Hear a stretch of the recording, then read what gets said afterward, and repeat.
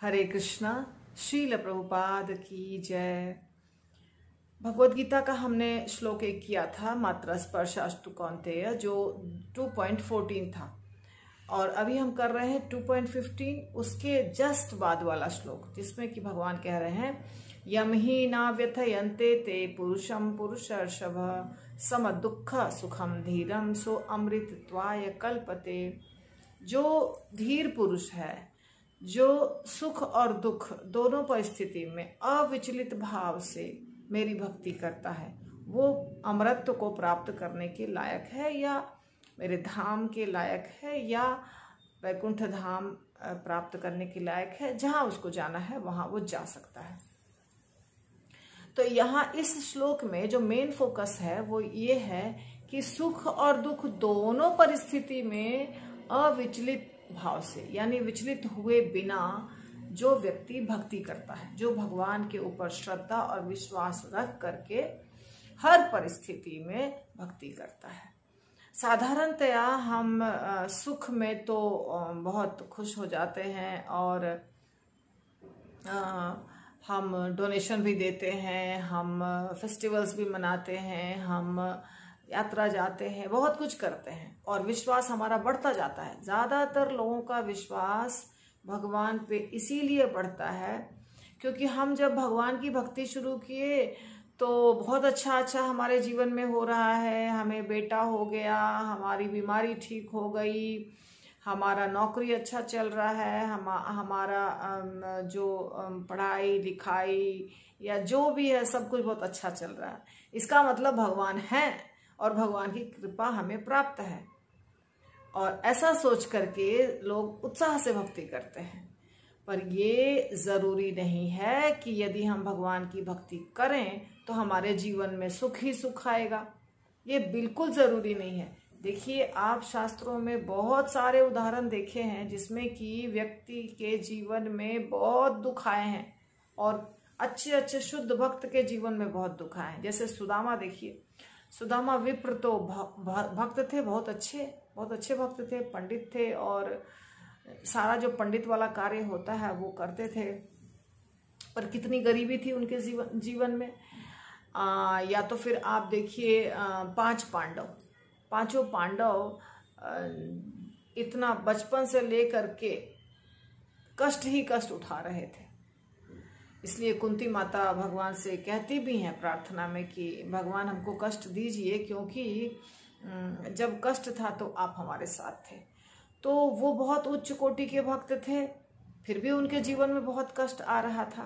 प्रहलाद महाराज उत्तम कोटि के भक्त थे, फिर भी उनके जीवन में कष्ट आ रहा था।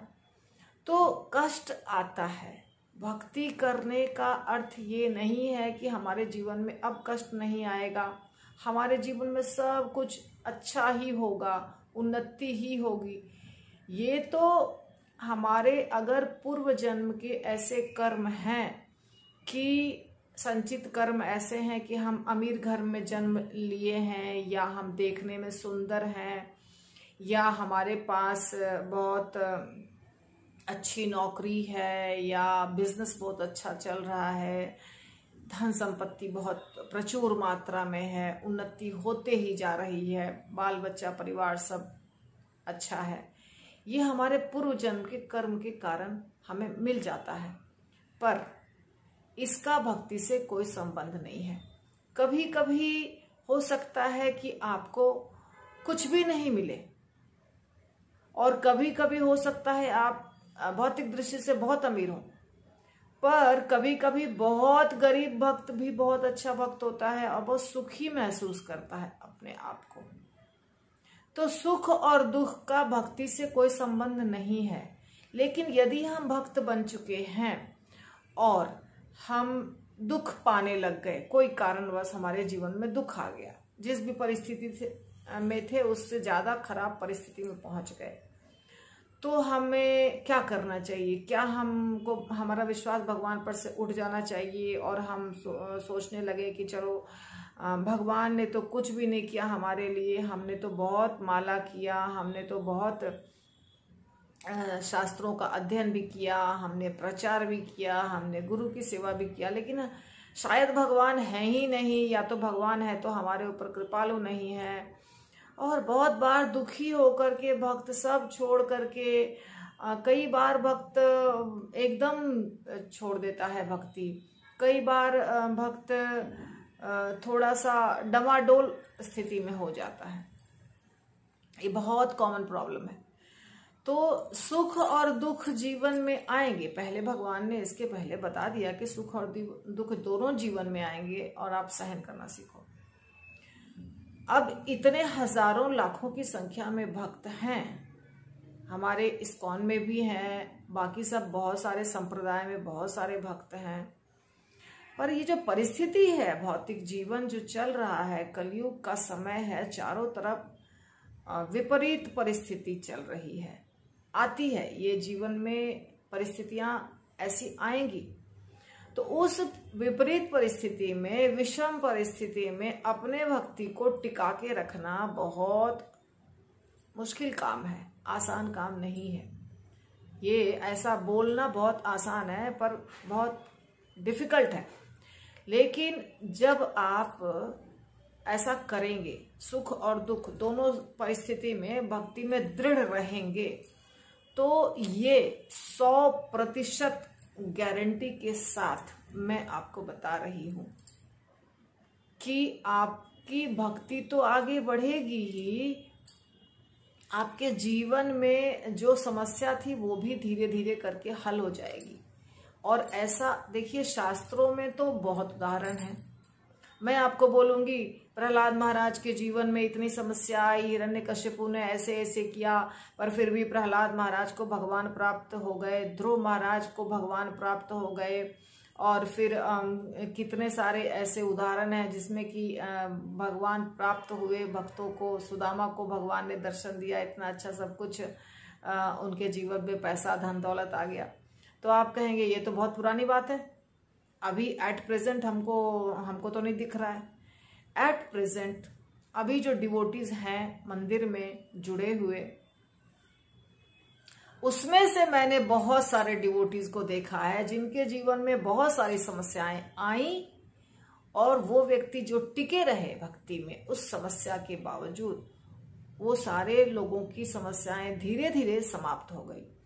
जब हमारे जीवन में समस्या आती है, उस समय यदि हम परेशान होकर के भक्ति छोड़ देते हैं, कुछ लोग नियम छोड़ देते हैं, हमारे घर में बहू नहीं खाती है भगवान का प्रसाद, वो नॉनवेज खाने लग गई, तो अब हम भक्ति छोड़ देंगे, अब हम भी वही खाएंगे जो वो खा रही है, क्योंकि भगवान ने हमको ऐसी बहू क्यों दी, ऐसा भी देखा है मैंने। तो इस प्रकार का जो हो जाता है परिस्थिति, जो आपके जीवन में ऐसी उल्टी पलटी आ जाती है, तो वैसी परिस्थिति में अगर हम विश्वास तोड़ देते हैं और हम उसी बहाव में बह जाते हैं, तो ऐसा हो जाएगा जैसे कि पहली परीक्षा की घड़ी आई आपके जीवन में और आप फेल कर गए। ये तो परीक्षा है ना। हमारे जीवन में विषम परिस्थिति तो आती ही रहेगी, बार बार आप प्रवचन में भी सुने हैं, सारे शास्त्रों में लिखा है। पर विषम परिस्थिति आने के बावजूद भी यदि हम दृढ़ रहेंगे, कोशिश करना है, मात्र कोशिश। जब आप कोशिश करते रहेंगे लंबे समय के लिए, देखिए हो सकता है कोशिश करने में आप उतना स्ट्रांगली भक्ति ना कर पाए, आपकी भक्ति थोड़ी कमजोर भी हो जाए, लेकिन फिर भी छोड़ना नहीं है। जब छोड़ते नहीं है और उसको पकड़ के करते रहते हैं, जितना होता है उतना करते रहते हैं, तो प्रॉब्लम सॉल्व हो जाता है। एक दिन 5 साल लग सकता है, 10 साल लग सकता है, लेकिन अंत में प्रॉब्लम सॉल्व हो जाता है। तो इसीलिए हर परिस्थिति में भक्त को भगवान कह रहे हैं कि धीर बन के रहना है। धीर यानी कि धीर उसे कहते हैं जो विचलित नहीं होता है, शांत रहता है। भक्त के तो बहुत सारे लक्षण हैं। शुद्ध भक्त के, अच्छे वैष्णव के 26 गुण बताए गए हैं चैतन्य चरितामृत में, या फिर भगवत गीता में भी भगवान बहुत सारे गुण बता रहे हैं। अगर आप भगवत गीता को शुरू से अंत तक पढ़ेंगे तो आपको दिखेगा कि भगवान इसमें बहुत सारे ऐसे चीज बता रहे हैं कि भक्तों का ऐसा, या धीर पुरुष का ऐसा स्वभाव होना चाहिए या तो फिर स्थितप्रज्ञ का ऐसा स्वभाव होना चाहिए। तो उदाहरण के तौर पे आप कई भक्तों को देखेंगे कि जिसमें कि उनके जीवन में परिस्थिति, आप जहाँ भी रहते हैं वहाँ आप देखिए मंदिर में जितने डिवोटीज आते हैं, जिस भी शहर में रहते हैं, जिस भी देश में रहते हैं, आपको अपने चारों तरफ भक्त दिखाई देंगे, जिसमें कि आप किसी ऐसे भक्त को देखिए जो 10 साल से, 15 साल से, 20 साल से भक्ति कर रहा है। उसके जीवन में उथल पुथल आया था, बहुत प्रकार की समस्याएं आई थी, लेकिन अगर वो टिका रहा, पकड़ा रहा भगवान को, गुरु को और मंदिर को, तो जीवन की समस्याएं धीरे धीरे अपने आप शांत हो गई और उसका जीवन बहुत सुखी हो गया। तो जब समस्या आती है, और समस्या आएगी, आप यदि समुद्र में हैं, आपकी जो नाव है वो समुद्र में है, तो उसमें जो ज्वार भाटा आता है, जो उफान आता है, तो नाव तो हिलेगी ही ना। ऐसा तो नहीं होगा कि नाव नहीं हिलेगी। तो ये जो दुनिया है इसको भी भव सागर कहा जाता है। यहाँ पे तो प्रॉब्लम्स आएंगे ही। ये भौतिक शरीर है, ये सारे रिश्ते नाते जो हैं ये सब टेम्पररी हैं, ये हमारे इस शरीर के साथ कनेक्टेड हैं। हमारे चारों तरफ जो भी लोग हैं वो हमको तकलीफ देंगे। कुछ लोग अच्छे होंगे, ज्यादातर लोग तो अच्छे नहीं होते हैं, तो आपको तकलीफ देंगे। आदि भौतिक, आदि दैविक, आध्यात्मिक, ये 3 प्रकार के दुख, कभी ये कभी वो ऐसे बदल बदल के आते रहेंगे जीवन में। तो ये दुखालयम है, भगवान ने स्वयं कहा है, दुखालयम अशाश्वतम। तो दुख तो आते ही रहेंगे। तो इन दुखों में भी एक ही कार्य करना है कि भगवान की भक्ति करनी है। तो जैसे हमारे दिमाग में प्रश्न उठते रहते हैं, हम माला पकड़ लिए और हमको प्रभुपाद ने बताया है कि गोलोक धाम जाना है, हमारे काउंसलर ने बताया है गोलोक धाम जाना है, हमें सारे प्रवचन में सुनने मिलता है, तो गोलोक धाम जाने की गारंटी हमको पूरी मिल जानी चाहिए। ये चीज तो हमें खुद ही करना पड़ेगा। शास्त्र में भगवान अलग अलग स्थानों पर अलग अलग बातें बता रहे हैं कि जो व्यक्ति भगवत धाम जाने वाला है उसमें क्या लक्षण होने चाहिए, उसे कैसे भजन क्रिया करनी चाहिए, उसे कैसे वैष्णव अपराध नहीं करना चाहिए। बहुत सारी बातें भगवान बता रहे हैं। अब हमको उसको पालन करना है मात्र। ये नहीं सोचना है कि हम भगवत धाम जाएंगे, नहीं जाएंगे, कब जाएंगे, कैसे जाएंगे। ये तो हमारा कार्य ही नहीं है, ये तो भगवान का है, ये तो भगवान के हाथ में।